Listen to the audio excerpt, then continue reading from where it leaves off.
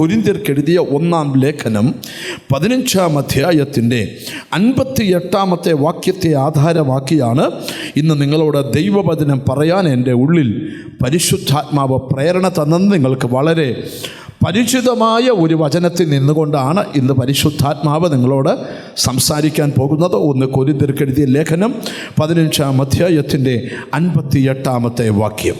ആകയാൽ എൻ്റെ പ്രിയ സഹോദരന്മാരെ, നിങ്ങൾ ഉറപ്പുള്ളവരും കുലുങ്ങാത്തവരും, നിങ്ങളുടെ പ്രയത്നം കർത്താവിൽ വ്യർത്ഥമല്ല എന്നറിഞ്ഞിരിക്കാൻ കർത്താവിൻ്റെ വേലയിൽ എപ്പോഴും വർദ്ധിച്ചു വരുന്നവരുമാകുകയും. ധന്യനായ പൗലോസ്ലീഹ കൊരിന്തിലെ സഭയ്ക്ക് ലേഖനം എഴുതുമ്പോൾ ആ സഭയെ എഴുതി ഉറപ്പിക്കുന്നൊരു ഭാഗമാണ് നമ്മളിവിടെ വായിച്ചു കേട്ടത്.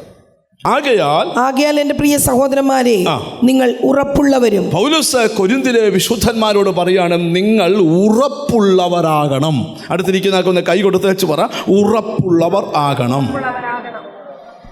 സ്തോത്രം. എല്ലാവരും പറഞ്ഞില്ല, ഒന്നുകൂടൊന്ന് ചിരിച്ചുകൊണ്ട് പറ, ഉറപ്പുള്ളവർ ആകണം. കർത്താവിൽ വരുന്ന ഒരു ദൈവ പൈതലിന് ധാരാളം പ്രതിസന്ധികൾ നേരിടേണ്ടി വരും. പക്ഷെ അവിടെയെല്ലാം ഉറപ്പുള്ളവരാകണം. 2-ാമത്തെ ഭാഗം എഴുതിയിരിക്കുകയാണ്, നിങ്ങൾ കുലുങ്ങാത്തവരാകണം. എന്തോ ആകണം? അമ്മ അടുത്തിരിക്കുന്ന ആളെ തൊട്ടേച്ചോറ, കുലുങ്ങല്ലെന്ന് പറ. യോഗത്തിനിരുന്നല്ല. ഹല്ലേലൂയ. നിങ്ങൾ ഉറപ്പുള്ളവരാകണം. 2, നിങ്ങൾ എന്ത് ചെയ്യണം? കുലുങ്ങാത്തവരാകണം.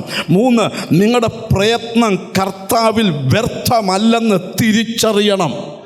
4-ാമത്തെ കാര്യം, കർത്താവിൻ്റെ വേലയിൽ എപ്പോഴും വർദ്ധിച്ചു വരണം. ഈ ആത്മീക ജീവിതം എന്ന് പറഞ്ഞാൽ ഒരു കടലിലേക്കുള്ള ഒരു കപ്പലിലെ യാത്ര പോലെയാണ്. നമ്മളെ മറിക്കുന്ന പല കാറ്റുകളും വരാം. യേശുവിനെ കണ്ടു, അതുകൊണ്ട് എനിക്കൊരു പ്രശ്നം വരില്ലെന്നാലും പറയരുത്. 100 പ്രശ്നങ്ങൾ വരും.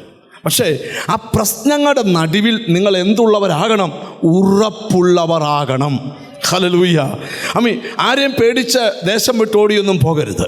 നിന്നെ പേടിപ്പിക്കാൻ പലരും നോക്കുന്നുണ്ട്, ദേശത്തുനിന്ന് ഓടിക്കാൻ നോക്കുന്നുണ്ട്, വീട്ടിൽ നിർത്താതിരിക്കാൻ നോക്കുന്നുണ്ട്, അതിനൊക്കെ സാഹചര്യങ്ങൾ ഉണ്ടാക്കുന്നുണ്ട്. പക്ഷേ അവരുടെ നടുവിൽ ചിരിച്ചോണ്ട ഉറപ്പോടെ നിൽക്കണം.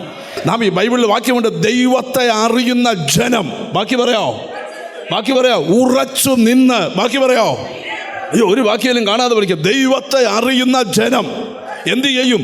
ഉറച്ചു നിന്ന് വീര്യം പ്രവർത്തിക്കും. നീ വിളിച്ചു പറയണം, ദൈവത്തെ അറിയുന്ന ഞാൻ ഉറച്ച്.